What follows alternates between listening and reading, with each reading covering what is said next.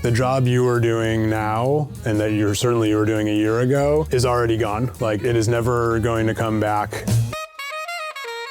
What we're really focused on this year is turning everybody at Ramp into a builder. Notion Custom Agents allow us to give the team that lens into how they can think about not just doing work with AI, but actually creating AI tools that are off doing work for them.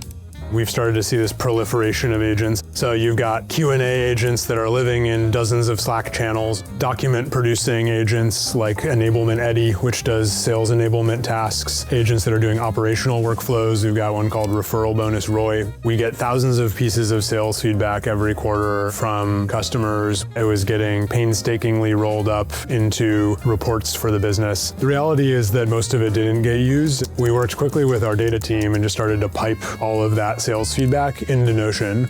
And that to me was the light bulb moment. To map something, to triage it to the right part of the roadmap had been this actually high judgment effort. Now, the product organization is more likely to be building the right things. The operations team that was having to do this manually is now spending more time thinking about what it all means. And then we can also see that hundreds of times account managers have been able to go back and kind of please and delight customers. I think it's really important to think about productivity not just as a combination of speed and efficiency, but also quality and output. And with things like custom agents, it gives you the ability to notice a workflow that you wish you could either add more power to or automate altogether. And it's hard to put a dollar value on that, but I'm pretty sure it's quite positive. Go in with a vague idea and ask Notion AI, how would you build a custom agent that can do X, Y, Z?